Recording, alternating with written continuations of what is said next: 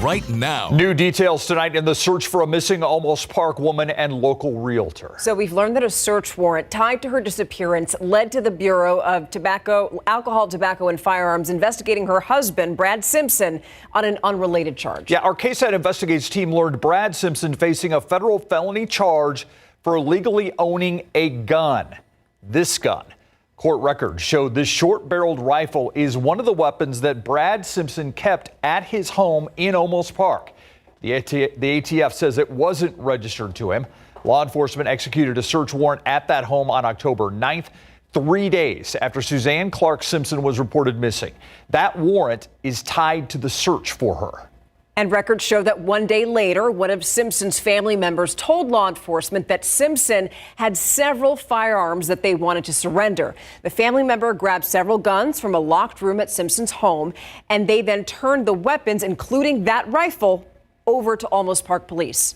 Brad Simpson faces up to 10 years in federal prison and a $250,000 fine on that specific charge. Now, it's important to note that in the affidavit, it does not mention that the weapon was used in a crime. However, this charge is the reason that Brad Simpson has a federal detainer on his release from the Bexar County Jail.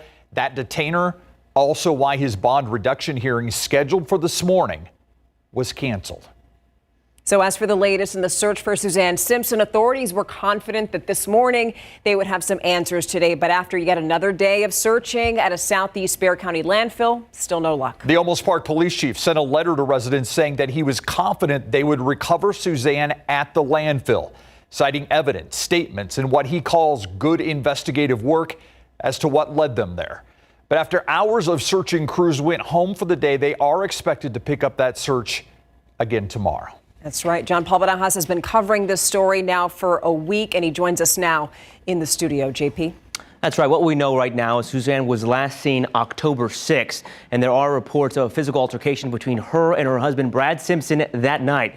He is currently facing charges of assault, family violence, and unlawful restraint, but is not facing any charges in connection to her disappearance. Brad Simpson currently has a $2 million bond.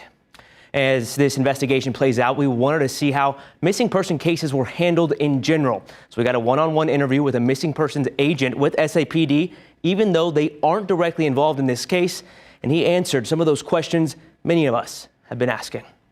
All of our missings that are classified as endangered, those are ran through a system every day. Priority in missing persons cases depends on the safety or potential danger someone may be in, according to San Antonio Police missing persons agent John Patillo. And the urgency is dependent on what information they're able to collect. Ultimately, we're looking for a last seen location as well as last date of contact. Is there any locations that they're known to hang out at? Is there any friends? All those are fundamental things that we need to understand. Agent Patillo explains SAPD has 15 agents dedicated to missing people 24/7, but that it's a team game and additional resources can and are used depending on the situation, such as DPS and the Texas Rangers assisting Almost Park in Suzanne Simpson's case, and SAPD lending 25 cadets to help search. There may be times where we communicate with homicide or special victims unit or fusion unit. It just depends on the circumstance. We also wanted to ask about a question we often see on social media. Do cases involving certain races and financial classes get more attention? Absolutely not. I mean, when we conduct an investigation, we don't look at who they are. We look at what the investigation is. John Paul Barajas, KSAT 12 News. Again, we want to reiterate that the San Antonio Police Department is not involved in the Suzanne Simpson disappearance case. They're just providing some help as needed. Now, this high-profile story does bring domestic violence back into the spotlight. That's crucial in our community, where abuse is much higher than the national average. Courtney Friedman put together some visuals that show how widespread and rampant this problem really is. With stigma attached, it's easy to think domestic violence doesn't happen in my community, not my neighborhood, but this crime happens everywhere. Let's look at the proof. This is a map from San Antonio Police showing calls for domestic violence across the city. Since January 1st, there have almost been 2,900 family violence calls coming in from almost every zip code in our city. And this is a map from the Bexar County Sheriff's Office showing their calls of service since January 1st. These red dots scattered across the entire county County in every direction. And this is a map we made showing the top 10 zip codes with the most emergency calls to the battered women and children's shelter. As you can see, also covering every single different part of the county. You could be young, you can be a senior, you can be a woman, you can be a man. You can live in the poorest neighborhood in our city. You can live in the most affluent neighborhood. It happens everywhere. That was Courtney Friedman reporting. Those words very true. It happens anywhere. A reminder, if you know anyone who needs help getting in touch with domestic violence resources, scan the QR code. It'll take you directly to our website, ksat.com/domestic violence. There you're going to find a list of helpful organization tips on how to recognize the signs of domestic violence, and even a place that you or someone you love can ask your own questions about abuse.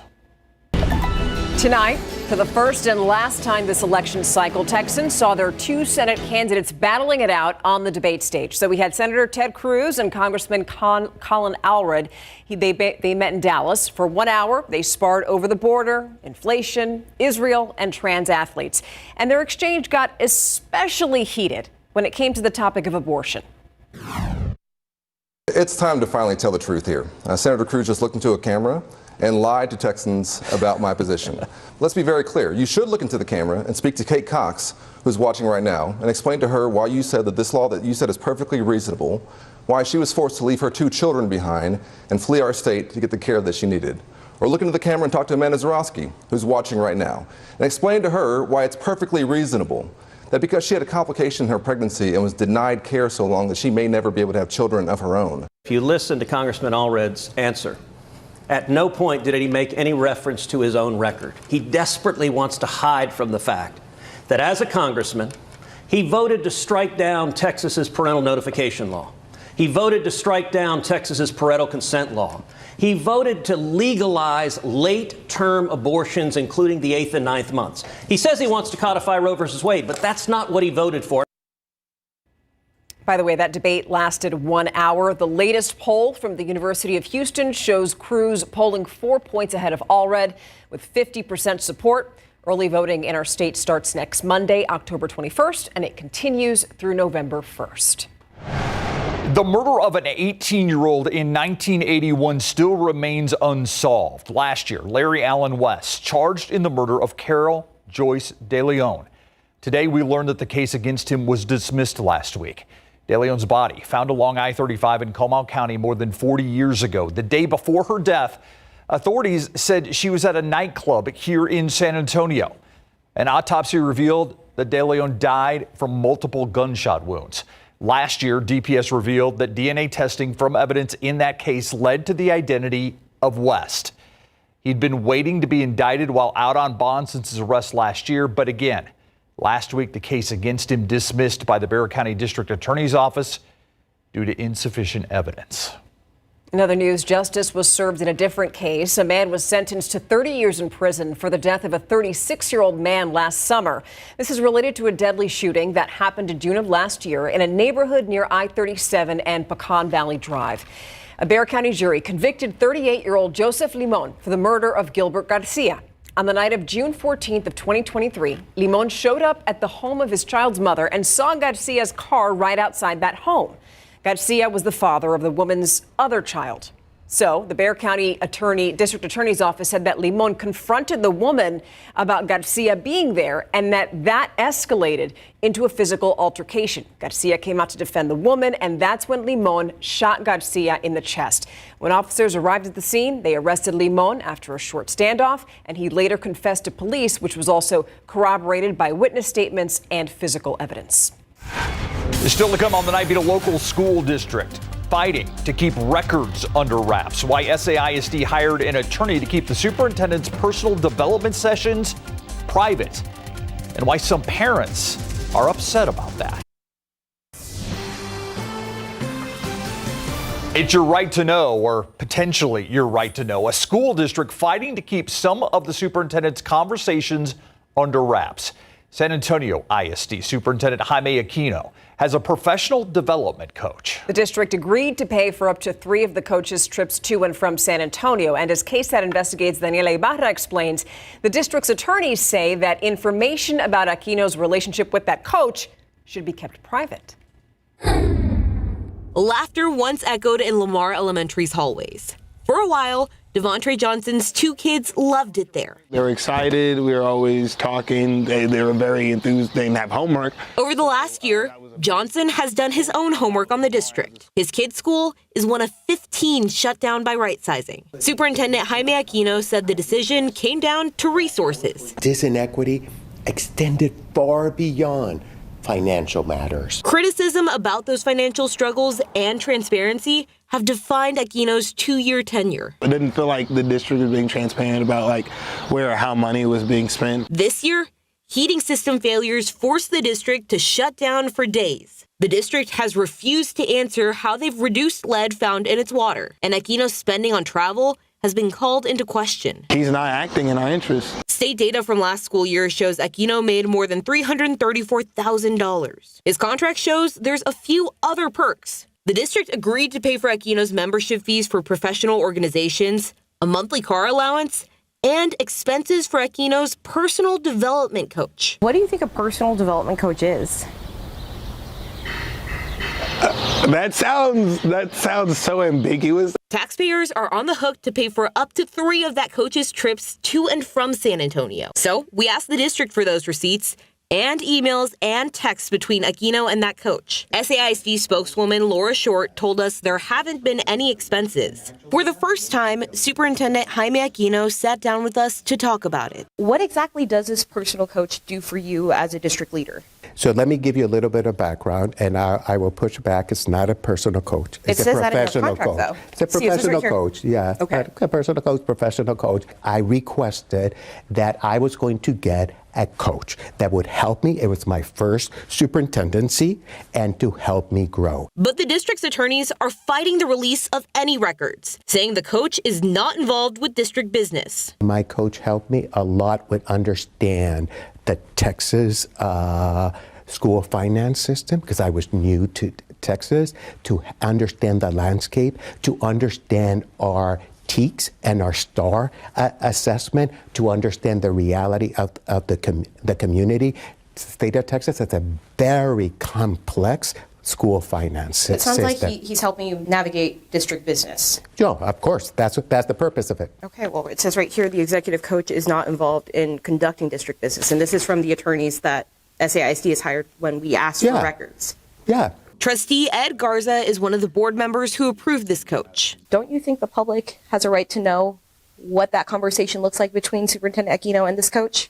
I don't think it has. It's really his job performance. What do you have to hide? Why not just turn that information over? George Borrego is the K-12 Education Policy Director with conservative think tank Texas Public Policy Foundation. He says it's not uncommon for superintendents to have coaches who can help with speaking and leadership skills. Basically what their attorneys are saying is that because it's between the superintendent and a private citizen, it's not our business. I would argue otherwise, that individuals acting within their professional capacity. Do you think you have the right to see the conversations that the superintendent has had with this person? Yes. I mean, if it's all in the interest of our district. For KSAT Investigates, I'm Daniela Ibarra. So at this point, we're still waiting on the Attorney General to decide whether those records should be made public. We'll make sure to keep you updated. All right, switching gears right now, we want to take you outside. We keep hearing about this cold front. I feel like it's something that would make our Adam Caskey dance, because it would make you excited. I have been dancing a little bit the past few days, and it was... That threshold is very low. Yeah, that's true. By the way. Yes, but, you know, when he gets excited, it's just, I don't know if it's a shimmy or it's a lip bite. I don't know. It's kind of a combination, and I don't know. I only have like 2 moves in my repertoire. Okay. That's about it. So it's not exciting, but I do get a little excited when, you know, we have these changes coming. Okay, let's start with our headlines here. The cold front arrives before sunrise in the morning. Now, keep in mind, the morning isn't going to be much cooler. We're actually going to be in the low to mid 60s, but it will be windy. You'll wake up to winds gusting up to 30 miles per hour out of the northeast. They'll be steady at 10 to 20. The afternoon, oh yeah, it's going to be cooler. High temperatures in the 70s tomorrow afternoon. So big changes. We're going from record-setting highs to below average high temperatures. 7 a.m., 63 degrees. That's at sunrise. A little bit warmer south of town, a little bit cooler north of town. 68 at noon, and then 75 for the high temperature. Wall-to-wall sunshine, but you will notice that wind. Tomorrow afternoon in Fredericksburg, only 70 degrees for the high temperature. So Fredericksburg, most of the afternoon, you're going to be in the 60s. 77 Hondo, 78 Pleasanton. As you go west, it does get a little bit warmer in the low to mid 80s. 83 Del Rio and Eagle Pass, and 84 the high in Carrizo Springs. Thursday, just a few degrees higher. We're talking 79 the high temperature. Then we do creep back into the lower 80s by this upcoming weekend. And keep in mind, that's average for this time of year. 83 degrees is our average afternoon high. Now, I mentioned earlier from record breaking. Yesterday, we were 98. That was a new record by 3 degrees. Today, we made it up to 95. That tied the record, but notice that average of 83. We're actually going to be dropping below that for a few days. Okay, let's look at the temperature map right now, and you can see the cooler air off to the north. The front is just moving through Temple at this moment. San Angelo just had the front move through. But notice these temperatures farther behind the front in the 50s and 40s. Amarillo 57, Oklahoma City 56. You get into Kansas at this hour, temperatures in the 40s. That's closer to the core of the cooler air. That's going to be spilling southward. And by Thursday morning, that's when we bottom out. That's the coolest point. 53 for the morning temperature when we wake up on Thursday, and then 58 on Friday. This is what I like to call windows open kind of weather. We'll get that breeze in there, as long as the allergens don't bother you too much. But notice our mornings will be bouncing back into the mid 60s by this upcoming weekend. So big digging trough over the eastern U.S. This big counterclockwise swirl in the upper levels. That's bringing that cooler air southward. We're still dealing with this pesky little upper level high, but that's moving away and falling apart.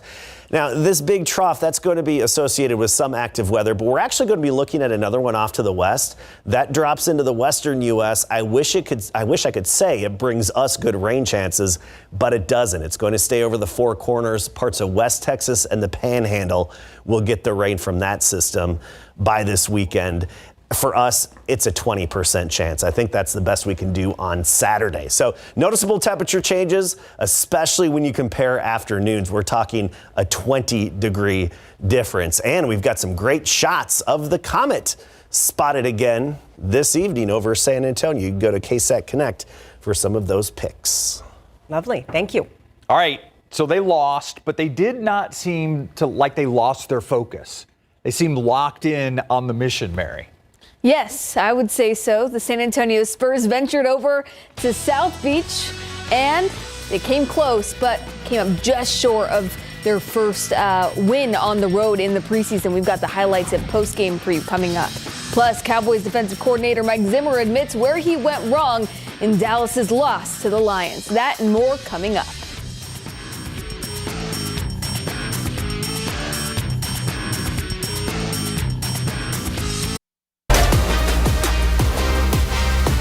The San Antonio Spurs are in Miami tonight for their first preseason game on the road. First quarter, Victor Wembanyama towers over Nikola Jovic to steal the rebound. In transition, Wemby rattles in the shot from long range. Still early, Wembanyama disruptive on defense. Gets the steal and throws up the lob to Jeremy Sohan. Sohan with a one-handed finish. And wait for it, a priceless reaction from a young Heat fan sitting front row. Spurs trailed by 10 at halftime. To the second half, it was tied at 103 before Miami went on a run. Larson with the spot up three there. Spurs trying to rally. Rookie Stephon Castle drives the lane, drawing three defenders as he locates a wide open Charles Bassey's first game back since tearing his ACL last December. 10 seconds, Blake Wesley kicks it out to Malachi Brandon for the three-pointer.